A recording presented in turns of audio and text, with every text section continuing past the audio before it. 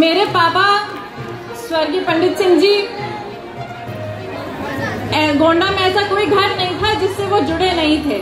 उस हक से मैं आपकी बहू हूँ। ऐसा कोई घर नहीं जिसकी बहू मैं नहीं हूँ, या जिस हक से मैं बोल नहीं सकती कि मैं बहू हूँ।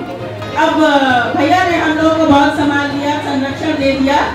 अब जिम्मेदारी हमारी है, तो हम अपनी जिम्मेदारी निभाएंगे और गोंडा इतिहास लिखेगा, गोंडा इतिहास लिखेगा, कई विधानसभाओं का इतिहास लिखेगा। बहुत बहुत धन्यवाद। मिशन 2022 को लेकर सपा का दौरा हुआ तेज। समाजवादी पार्टी की नीतियों को लेकर जिले के सदर विधानसभा और करनैलगंज विधानसभा क्षेत्र पहुंची सपा की महिला प्रकोष्ठ की राष्ट्रीय अध्यक्ष जूही सिंह का हुआ दौरा। वहीं गोंडा के गांधी पार्क टाउन हॉल में सपा महिला प्रकोष्ठ की राष्ट्रीय अध्यक्ष जूही सिंह ने पूछे गए सवाल के जवाब में कहा कि अंतर्राष्ट्रीय मुद्दे पर सपा केंद्र का समर्थन करती है। वहीं तालिबान मुद्दे पर मनोहर राणा के द्वारा टिप्पणी करने पर किनारा करती दिखी जूही सिंह। उन्होंने कहा कि इस बार प्रदेश में महिलाओं की आधी आबादी इस सरकार को प्रदेश से हटाएगी और समाजवादी पार्टी की सरकार बनाएगी। जूही सिंह ने कहा कि प्रदेश की योगी सरकार महिलाओं के प्रति संवेदनहीन है। वैसे योगी सरकार किसी भी मामले की जिम्मेदारी भी लेंगे या फिर यह सरकार प्रचार के लिए बनी है।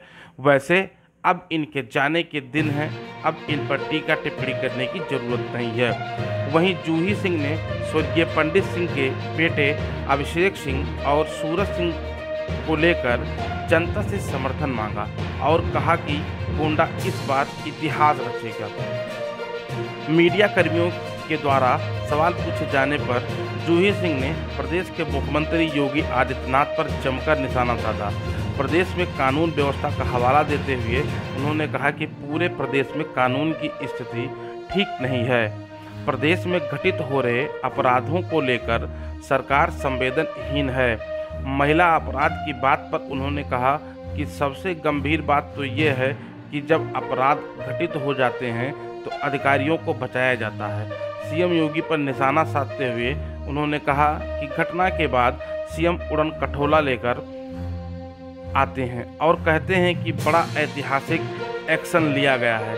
उन्होंने बड़े सख्त लहजे में कहा कि महिलाओं को सिंबल बनाने वाले ऐसे लोगों को शर्म आनी चाहिए। नहीं है कि तालिबान पूरी तरीके से महिलाओं के विरुद्ध है और उत्तर प्रदेश के कुछ लोगों ने तालिबान का समर्थन किया है। आपका क्या नजरिया, आप ऐसे लोगों को क्या कहना चाहिए?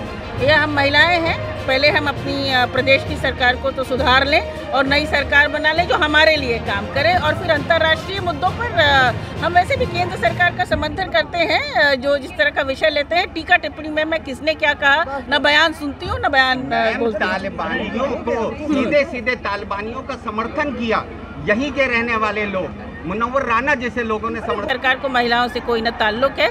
समाजवादी पेंशन बंद कर दी, क्यों बंद कर दी?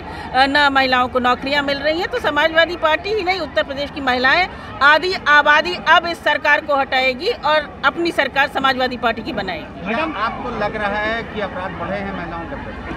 अपराध बढ़े हैं और सरकार की संवेदनहीनता बढ़ी है, क्योंकि अपराध होते जा रहे हैं और सरकार कह रही है कि अपराध नहीं हो रहे हैं। जब अपराध हो जाते हैं तब कुछ विजिट होते हैं और कोई एक्शन नहीं होता है। तो ऐसी सरकार की आवश्यकता क्या है? मैम, लेकिन जिस तरीके से आपको याद होगा कि नेताजी ने ये कहा था कि लौटों से गलतियां हो जाती हैं, उसको आप किस नजरिए से देखते हैं? एक बयान और महिला के साथ बलात्कार, हाथरस की घटना, रायबरेली में दुर्व्यवहार, अपहरण, एक बच्ची की गोरखपुर में अभी हत्या कर दी गई, उसको आप कैसे देखेंगे? तो मुख्यमंत्री क्या कभी कोई जिम्मेदारी लेंगे? क्या ये सरकार केवल प्रचार के लिए बनी है कि कभी शासन सत्ता भी संभालने के लिए पड़ी? खैर, अब तो इनके जाने के दिन है तो उस पर टिप्पणी करने की कोई आवश्यकता नहीं है। मैडम, ये भाजपा आ रहे हैं यूपी में, कैसे आप ले रही हैं? कौन? मैं जानती नहीं हूँ भैया। हम तो महिलाओं के बीच हैं, महिलाओं के मुद्दे हैं। समाजवादी पेंशन रुक गई है, महंगाई बढ़ रही है, स्कूल हम भेज नहीं पा रहे हैं बच्चों को, तो बाकी कौन आ